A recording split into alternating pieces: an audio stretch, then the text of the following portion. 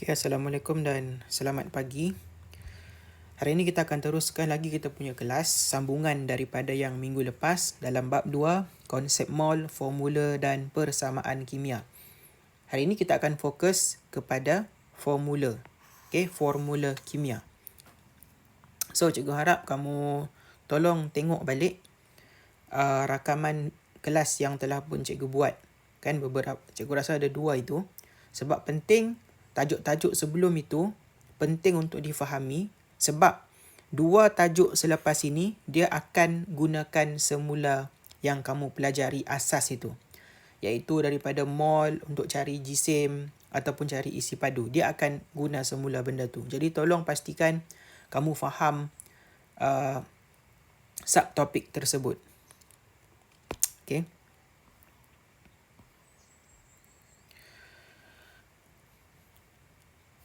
Okey, untuk hari ini ada 4 perkara yang kamu kena tahu untuk hari ini, iaitu yang 3. Okey, 3 perkara yang kamu kena tahu pada hari ini. Okay, yang pertama sekali, menyatakan maksud formula kimia, formula empirik dan juga formula molekul. Ini yang pertama. Okey, tidak apa kalau kamu masih lagi, semua ni term baru, formula empirik. So, ini adalah term yang baru, kita akan belajar selepas ni. Yang kedua, menentukan formula empirik magnesium oksida melalui aktiviti. Yang ini sebab kita pandemik. Okay, jadi kamu tengok video saja. Cuma nanti bila buka sekolah, kalau ada kesempatan, kita mesti buat eksperimen ini. Okay? Antara eksperimen yang setiap tahun kita buat. Okay, kemudian menentukan formula empirik koprum 2 oksida melalui aktiviti. Yang ini tidak buat sebab kekurangan peralatan. Tapi kalau tahun ini kita ada penambahan alatan yang baru, kemungkinan besar kamu akan buat eksperimen yang ini. So, kita akan tengok video saja. Dan kamu boleh rujuk buku teks, muka surat 59 sehingga 64. Okay. So, formula kimia itu apa? Yang pertama sekali, formula kimia ialah perwakilan sesuatu bahan kimia dengan menggunakan huruf. Okay, dengan menggunakan huruf bagi mewakili atom dan nombor subskrip untuk menentukan bilangan setiap jenis atom yang terdapat di dalam entiti asas bahan itu. Kalau kita baca dia punya maksud, memang kita agak mungkin pening. Tapi kalau kita tengok contoh, automatik kita akan faham. Okay, kita terus kepada contoh. Okay, kita biasa tengok contohnya macam air kan, H2O. Kemudian karbon dioksida, gas karbon dioksida, CO2. Ataupun apa lagi? Zinc. Okay, zinc. Zn. Kemudian aluminium oksida, A2O, Al2O, O3. So, kalau kamu tengok, bila kamu baca di mana-mana buku, kamu terjumpa benda-benda seperti ini, inilah yang kita panggil sebagai formula kimia. This one, semua ni formula kimia. Okay, kalau kamu rasa bingung ataupun kamu macam rasa payah kan, kenapa cikgu H kena ada 2, kemudian O kena ada 1, kenapa tidak boleh ke H ada 5 atau 6? Okay, benda ini kamu akan belajar lebih lanjut selepas ini. Kenapa H itu dia ada 2, kenapa O tu ada 1? Kan, kenapa C ni 1, kenapa O ni dia mesti 2? Dia tidak boleh sembarang. Kan, kamu letak C10, O1 contohnya. Ada sebab kenapa unsur ini dia wujud ataupun sebatian ni dia wujud seperti itu. Ada sebab kenapa zinc ni dia cuma zinc. Ada sebab kenapa aluminium 2, oksigen ni ada 3. Ada sebab. Okay, dia bukan suka hati untuk letak macam itu dan tidak boleh juga suka hati untuk letak. Okay. So, benda ni kita panggil formula kimia. Formula kimia macam dia kata, apa dia sebut? Dia mewakili atom, huruf bagi mewakili atom, nombor subskrip untuk menentukan bilangan setiap jenis atom. So, huruf-huruf ini, yang H, yang O, H ini mewakili atom. H ni ialah hidrogen. Okay, atom hidrogen. O ialah atom oksigen. Okay. Sama juga dekat sini. Dia mewakili C dengan O. C tu apa? C adalah karbon, atom karbon. O ialah atom oksigen. Sama juga, Z ini ialah zinc. Okay, yang ini aluminium. Ada Al ni aluminium. Dan O adalah oksigen. Okay, pertama sekali maklumat yang kita dapat daripada formula kimia adalah dia punya atom. Ada atom apa? Kemudian nombor ini yang ditulis secara subscript dia panggil, iaitu kita kasih letak di bawah, ialah menunjukkan ada berapa banyak atom dalam sebatian tersebut. Kan, contoh kalau macam ini, atom dia hidrogen ada 2, oksigen ada 1. Okay, dekat sini ada 1 tau. Cuma dalam penulisan, dia tidak akan tulis 1 di sini lah. Okay, so dekat sini karbon ada 1, oksigen ada 2. Okay, nampak? Okay, dekat sini berapa zinc? Ada 1 zinc. Kan, macam cikgu cakap, sini ada 1. Tapi disebabkan dia 1, jadi dia tidak ditulis. Okay. And then this one, aluminium ada 2. Oksigen ada 3. So, ini kita panggil sebagai formula kimia. Formula yang menunjukkan dia ada atom apa. Kemudian ada berapa banyak atom tersebut dalam sesuatu sebatian. So, cikgu harap kamu clear tentang formula kimia. Okay. Dan formula kimia pula, dia ditulis, boleh ditulis dalam 2 keadaan. Okay, keadaan pertama kita panggil formula empirik. Empirik dia panggil. Okay, formula empirik. Keadaan kedua, kita panggil sebagai formula molekul. Kenapa tak boleh ni? Formula molekul. Okay. Apa tu formula empirik? Formula empirik menunjukkan nisbah paling ringkas bagi bilangan atom setiap jenis unsur dalam sesuatu sebatian. Kita akan tengok contoh untuk lebih mudah faham selepas ini. Formula molekul pula menunjukkan bilangan sebenar atom setiap jenis unsur yang terdapat di dalam satu molekul sesuatu sebatian. Okay. So, ada 2 jenis cara kita tulis. Pertama sekali formula empirik. Yang kedua formula molekul. Secara mudah faham dia, formula empirik ni dia akan buat nisbah paling ringkas. Formula molekul dia akan menunjukkan bilangan yang sebenar. Cikgu bagi contoh. Okay.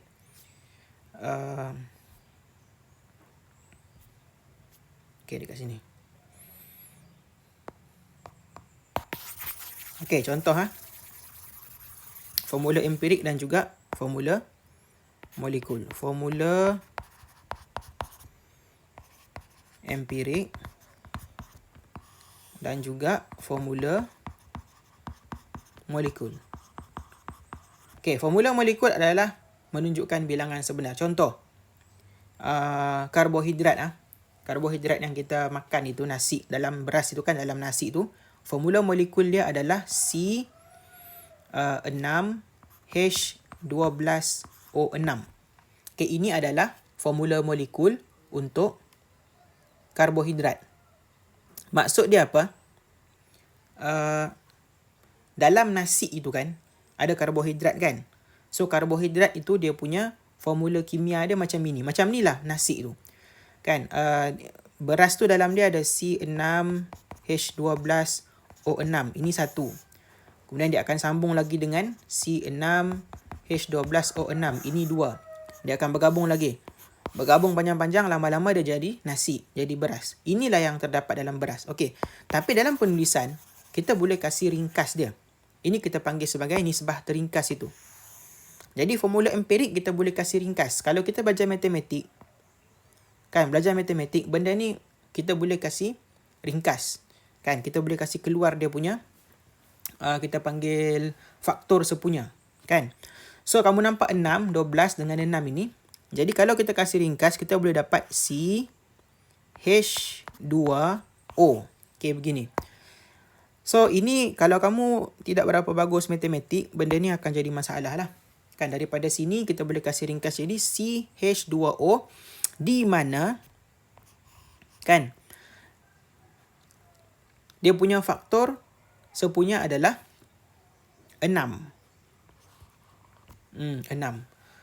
Okey, ada 6 di situ.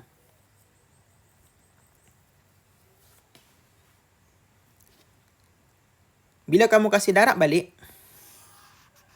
6, kasih darab semula. Kalau kamu perasan, kamu akan dapat balik C6. H, 6 kali 2, 12. Kemudian O, 6. Sama balik dengan ini. Okay, ini kita panggil sebagai formula empirik. Iaitu daripada formula molekul yang sebenar ini, yang sebenar yang terdapat di alam semula jadi itu, kita kasih gunakan kaedah matematik, kita kasih ringkas. Kan, dia punya formula ni kita panggil sebagai formula empirik. Ni contoh. Okay. Contoh lain. Okay, tengok contoh lain. Okay, sama juga formula empirik. Okay, formula molekul. Okay, formula molekul adalah dia menunjukkan bilangan atom yang sebenar. Formula empirik menunjukkan nisbah yang paling ringkas. Okay, so contoh. Kita ambil contoh gas butano. Gas butana. Okay, gas butana. C4H10. Okay. Butana ni adalah gas yang dalam kamu punya portable gas tu, yang kalau kamu pernah beli kan, yang portable stove tu yang ada tin tu kan. Dalam dia ada gas memasak tu.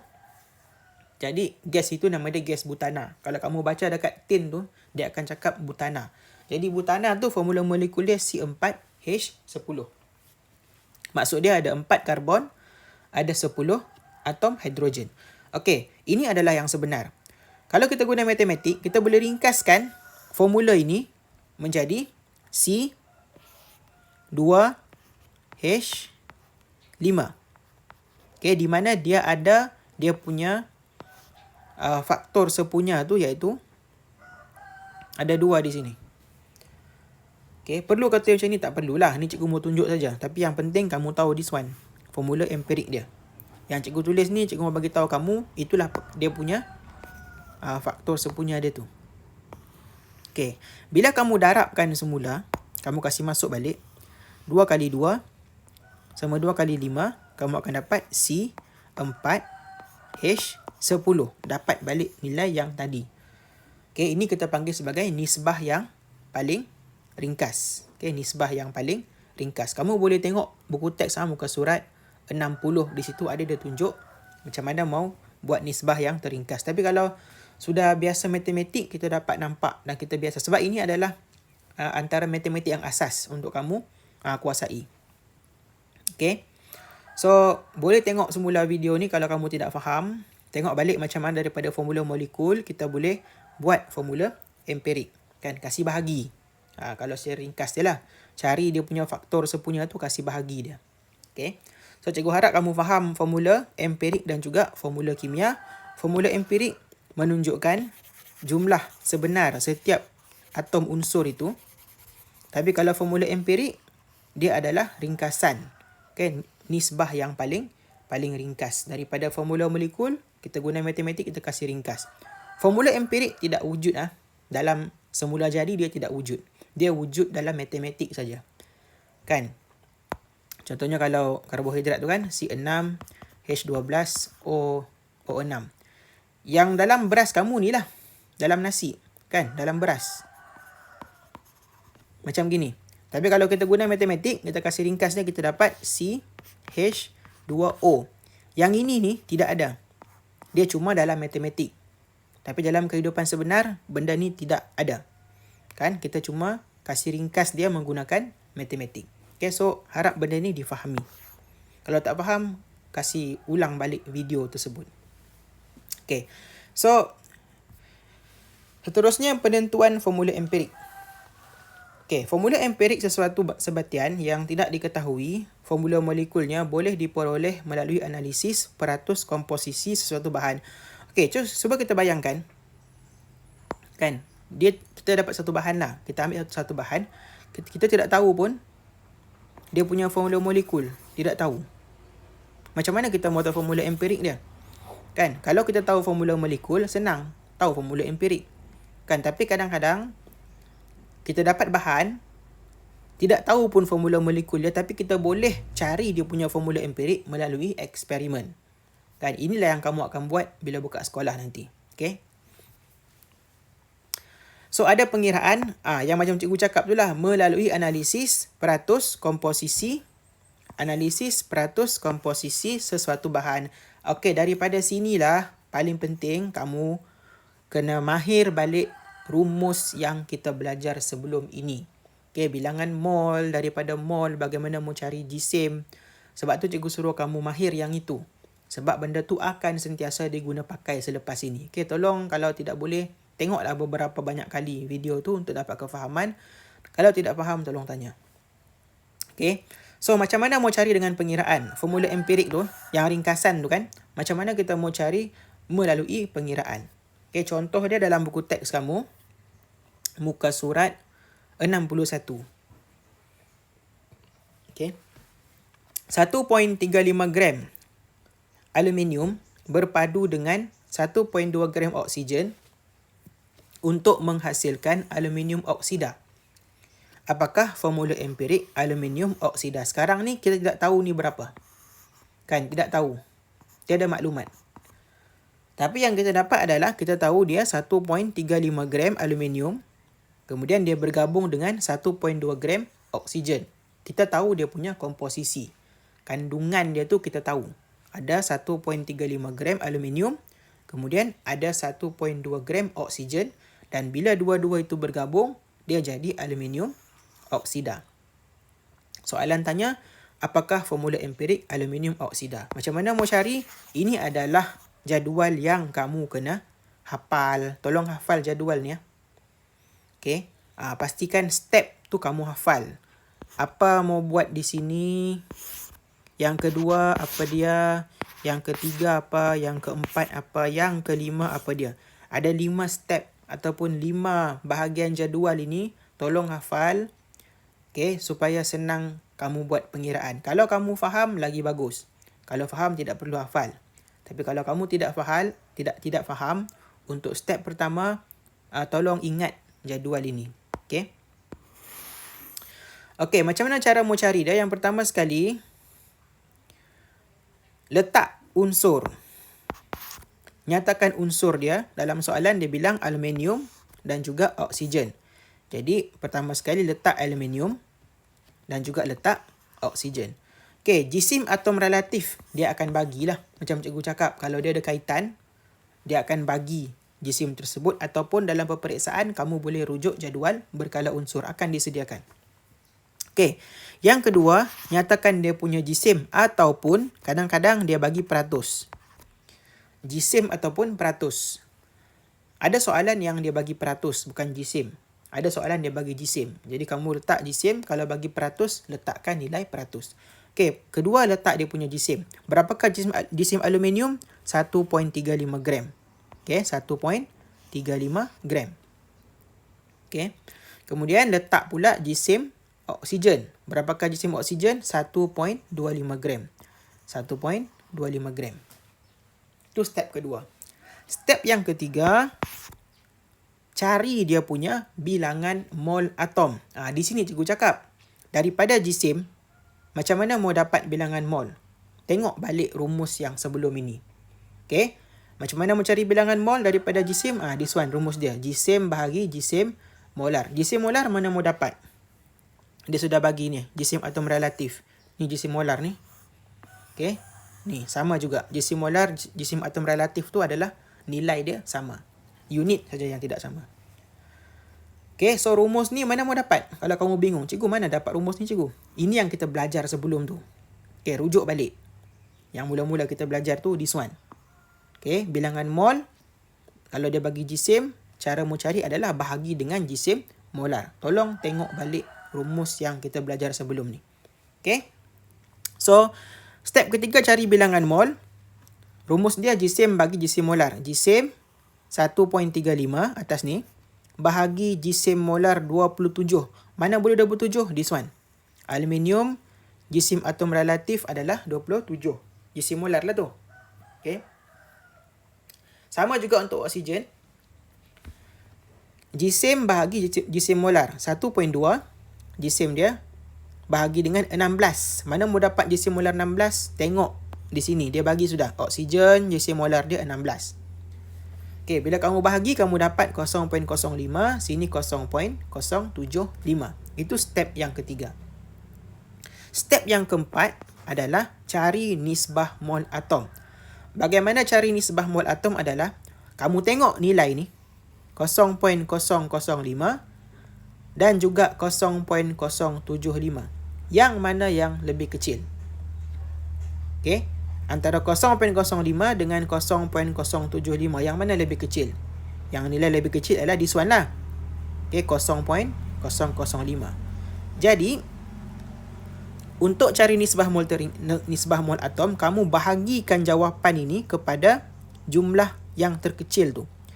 Bila kamu pilih ni kan, okey, cari and then kamu bahagi. Contoh this one 0.05 bahagi dengan 0.05. Okey, this one yang cari yang paling kecil tu. Yang ini pula 0.075, this one kamu bahagi dengan yang paling kecil, iaitu 0.05, this one. Okey, tolong faham yang ini ya. Nisbah mol atom tu maksud dia,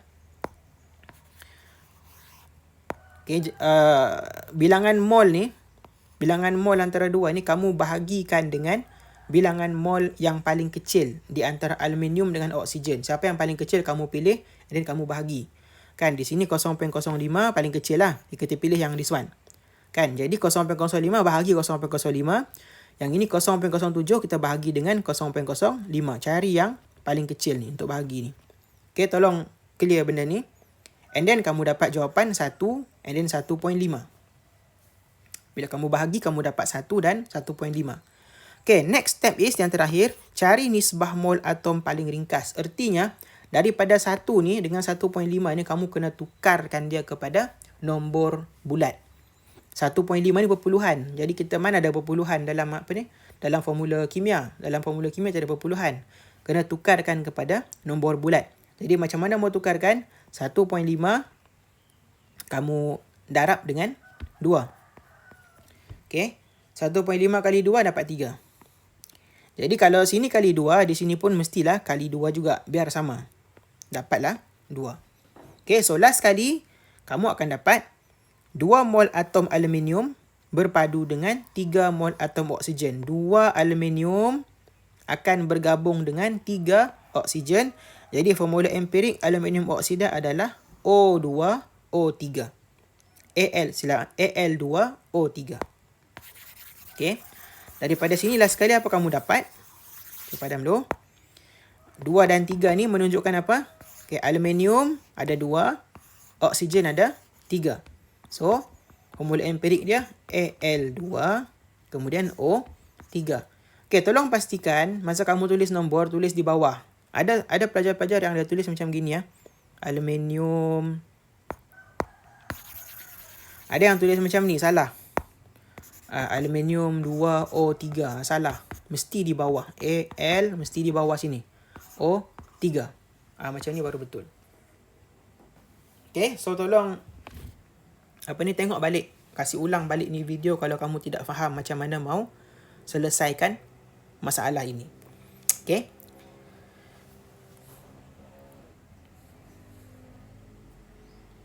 Okay, so untuk hari ni ini saja. Okay, untuk hari ni ini saja. Tidak perlu banyak-banyak sebab formula untuk cari ni agak, kalau tidak mahir, boleh tersilap. Jadi, kamu terus buat latihan tugasan aktiviti 3.11 muka surat 61. Okay. So, kalau ada soalan, tolong tanya. Cikgu akan jawab melalui video. Okay, untuk kelas hari ini saja. Sekian. Terima kasih.